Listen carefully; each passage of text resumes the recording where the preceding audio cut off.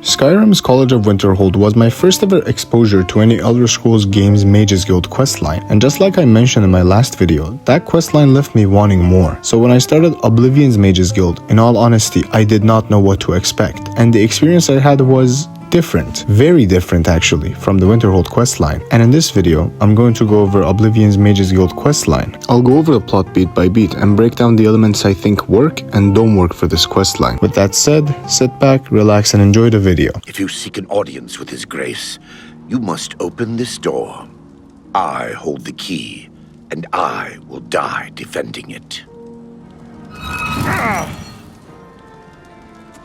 Oblivion's Mages Guild questline starts with you and your curiosity. If you choose to go to the Arcane University, you will be told that you need recommendations from all the Mages Guilds in Cyrodiil. There are 7 in total, and each of them have you do different tasks for them. These tasks are also less about you proving yourself and more about snobby mages treating you as their errand boy. They're quite fun and have some nice twists. For example, there's one where you must find a student that went missing, but after you ask around, you realize that the student is invisible, just to simply prank his guildmaster. Or another where a mage gives you the task to find an enchanted ring that fell inside a well, but the twist is that the ring is so heavy that it will max out your carry weight, killing you instantly in the water. I'm not going to go over all of them, but these missions are an amazing start for you to get familiarized with the crowd of mages and the people you'll be dealing with. So skipping ahead, once you get all the recommendations, you're given the rank of apprentice, and your first task is to build yourself a staff with the help of 2 other university members in Wellspring Cave. But as soon as you walk inside the cave, you see the body of a university mage with another figure looming over it. It's a Necromancer, and they've taken over the cave. Instead of cowering and running away, you deal with all of them in the hopes of finding the other university mage. But as soon as you walk out from the back entrance, the other mage gets murdered in front of your eyes too. And here for the first time, a Necromancer will talk to you, and you can somewhat start to understand the group of people you're fighting against. What have we here? Another plaything?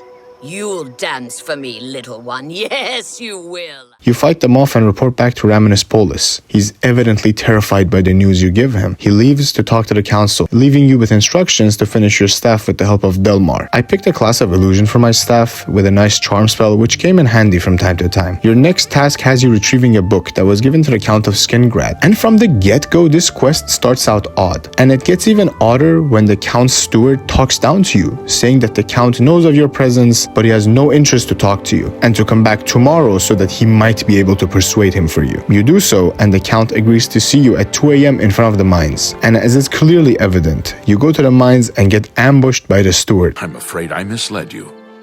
The Count won't be arriving. In fact, he doesn't even know you're here. We're not about to let the guild interfere with our plans. So, you'll have to die. Don't worry.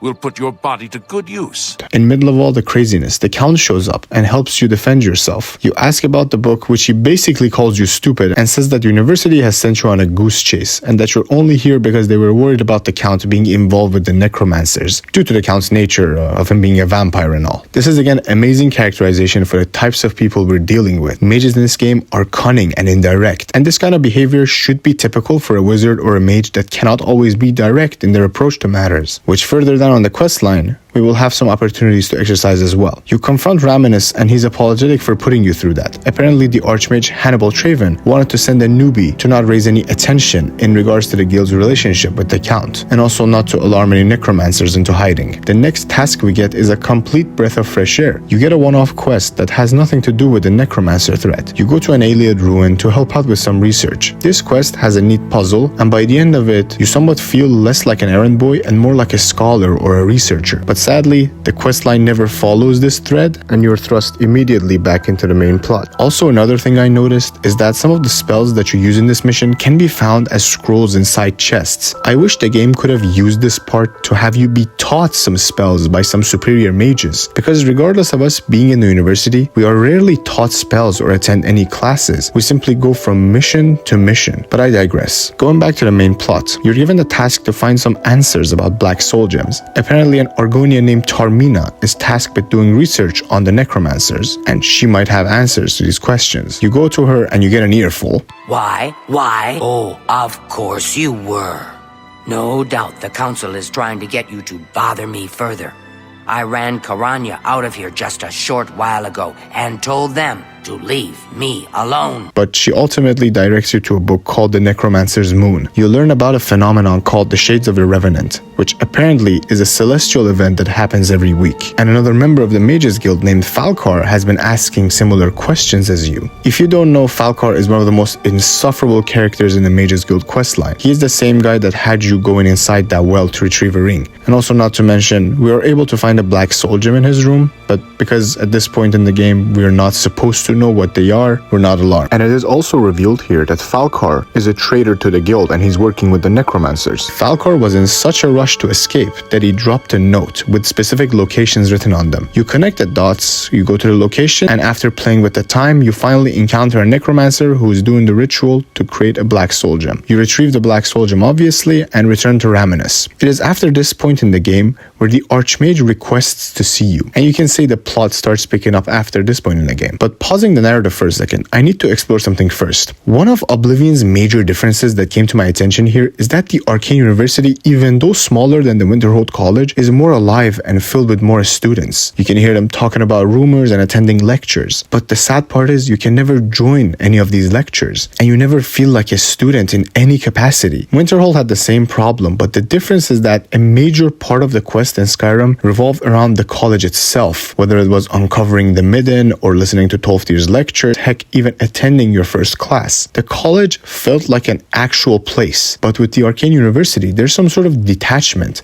We rarely spend any time in the place, and the inability to join lectures adds to that. But I'm getting off topic. You meet with the Archmage and you learn that the guild had someone infiltrating the Necromancer's ranks, but the spy has gone silent and the Archmage suspects that he has been discovered, so you're tasked with saving him. And this very simple part in this questline is one of the most important and hard-hitting moments in all of the game. Because when you reach the end, you see the true horror. You find the university member, but you see, the Necromancers have turned him into a zombie. And as horrifying as this is good storytelling. Because before this point, the Necromancers were just another group of mobs who gave you empty threats and attacked you. But now you can see that they can turn your fellow college mates into walking corpses. And this adds an extra layer of horror to their actions. From a storytelling standpoint, it's a very simple rule. Show, don't tell. And this is the perfect example of that. You report back to the Archmage and he's horrified. But before giving you another task related to the Necromancers, he tells you that the Count of Skingrad has asked to speak with you. Apparently, he has important information for you, but before giving it to you, he mentions that a nest of vampires have started camping outside his city, and following them, a group of vampire hunters have come as well. This is bad for the Count because with the vampire hunter spending too much time in Skingrad, it could be too risky for his identity. You can go the simple route of taking both groups separately, or what I did was I went to the vampire hunters first and made them aware of the vampire's nest, and when all of them were there and fighting each other, I attacked and finished them off. Even though these types of quests are rare, I really enjoyed that the game gives us the option to plan something out and be opportunistic. I was playing a full mage in this playthrough, so this path made me feel truly like a smart and cunning mage. When you return to the Count, he tells you that Mannimarco has returned, and some from your guild have even joined him. If you don't know, he's an old and powerful necromancer that used to be part of the Sijic Order. He even played a major role in the campaign of ESO, which takes place in the Second Era before Oblivion. He's not a small fish by any means. Mannimarco has returned. Nearly invincible, he's established himself somewhere in the north of Cyrodiil. This is all that I know. See to it that your leader, Traven, learns this as soon as possible. I have no love for your guild, but I have no wish to see it destroyed either. Your news makes Hannibal crap himself. He goes and talks with the council and gives you your next task. Bruma's Mages Guild has stopped sending reports, and you're told to go and check on them. But as soon as you walk in, you see that the place is burning to the ground. Everyone is dead. You go through the fire looking for survivors, but other than ghosts and ashes, you find nothing. That is until you go to the second floor and find the Necromancer. She's looking for someone, and on sight, you guys start to fight. After she's dealt with, Jaskar shows himself. He was the mage that went invisible and pranked his guildmaster, and his prank just saved his life. Are they gone? I was too afraid. I just couldn't move. Could hear this kill them all. Just slaughter them.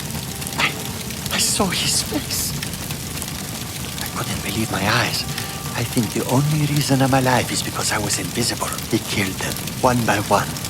Polonaro was last, I think. The King of Worms stood over him right before he died, and he Well, it looked like he sucked out Bolanaro's soul. He said something about Echo Cave and destroying the Mages Guild. Honestly, this is one of the best characterizations of a scary villain I have seen in any Elder Scrolls game. This really establishes Mannimarco as a real threat. Hannibal goes pale again when you give him the news. I found his character the most passive in this game, and I know by the end he makes a huge sacrifice, but it gets repetitive to see him being shocked with every news we give him. This could have been fixed if he accompanied us in one of our missions, or if we saw him show some sort of power or capability. Imagine this. One of the Necromancers who used to be a student attacks the university from the inside, and Traven stops him, showing his capabilities. And I am somewhat surprised we got nothing of the sort, considering how much the story reminds us of the Necromancers having infiltrated the university. But something like that could have established him as a less passive character. And I understand that lore-wise, he was elected politically into the Mages Guild, but heck, he's the Archmage, so he clearly has some sort of magical understanding. But I digress. After coming back to Traven, you learn that the Council of Wizards are all crapping their pants at the same time, and some have started taking matters into their own hand by taking artifacts from the university to fight off the Necromancers. You are told to retrieve 2 items that were taken from the university. First is the Bloodworm Helm, which is taken by Irilov, the same guy who was in charge of that one-off research quest. You go to his last known location and find him dead, with the Necromancers trying to take off the helm of his corpse. The second item, however, is a bit different. The item is called the Necromancer's Amulet, and it's taken by Karania. You go to her last known location, and from the get-go, the place feels odd. There are university mages in every corner, and the place has a grim air to it. You make your way to her, and she tells you this. Traven's lapdog, doing whatever he said. Good that you've finally seen the light. What? You're here to take it back to Traven? Oh, my dear, I'm afraid you're in over your head. I don't answer to Traven. I heed only the word of Mannimarco. When he has the amulet, his power will be increased, and Traven will be helpless to stand in his way. You, I'm afraid, won't be standing at all. The whole sanctuary then turns against you as you start fighting them. Also, side note, I don't know why, but my game must have glitched because everyone was naked during this fight. Hannibal is shocked. Again, he tells you, however, that the word is out and that the Necromancers are making a grand black soul gem for Mannimarco. And who has the black soul gem, you ask? Falkar, the snake himself. You're told to meet with some battle mages and to retrieve it. This part of the game really shocked me, and it was a real breath of fresh air. You're given a small group of battle mages to control, and based on their abilities, you can station them for an ambush. This part is very small, but it's executed amazingly because it establishes 2 things if done successfully. First, it serves as justification for you being a good leader, and hence a good archmage. Second, it is also the same narrative I mentioned before, where you can try the scheme and plot your way around situations as a mage. You ambush Falkar, kill him, and grab his soul gem. You go back to Hannibal, and he traps his own soul into the black soul gem, making you invincible to Mannimarco's enthralling spell. And with that, you go to Echo Cave, and the fight begins. If you seek an audience with his grace, you must open this door. I hold the key, and I will die defending it.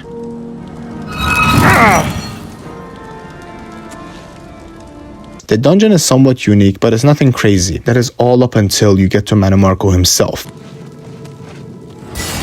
I see Bolor was unsuccessful in delaying you. I must say, I expected Archmage Traven. I have met so many of his predecessors over the years. But here you are instead. Skilled enough to make it this far, which speaks volumes about you. Perhaps you'll be as useful to me as Traven would. So you brand me a villain and make vain attempts to destroy me.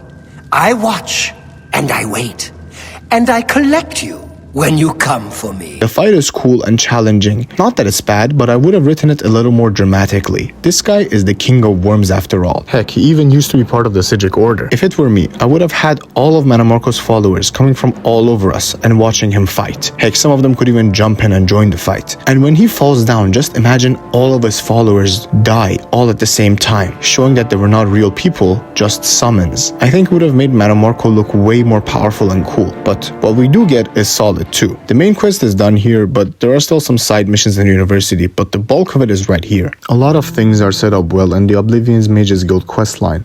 First, the fact that we have the option to be cunning and scheme like a wizard is a real breath of fresh air. And also, not to mention, gaining the rank of Archmage at the end feels earned with us having done the legwork to get there. The game, however, doesn't make you feel like a student learning magic. Instead, you feel just like an errand boy. And the shame is that we do see classes and lectures being held, but there's no way to actually join them. And despite the Arcane University being alive with students and bustling, I never fully felt like I was a part of it. The Arcane University felt underused, and with the heavy foreshadowing that the quest gave about mages from the university joining Mannimarco, I was somewhat disappointed to not see an attack come from the inside. But other than that, everything else made sense. Sure, I would have preferred to see some characters have a more active role. Examples of this are Hannibal or Raminus, but this didn't make the plot not make sense, or not make it feel like it was lacking at least. Ultimately, the plot came full circle, with a few slight bumps, that is. In total, I really enjoyed my time with this quest.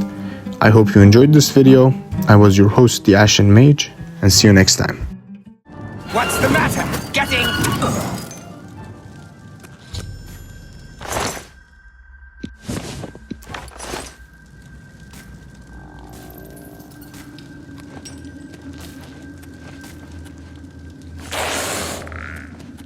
You sleep rather soundly for a murderer.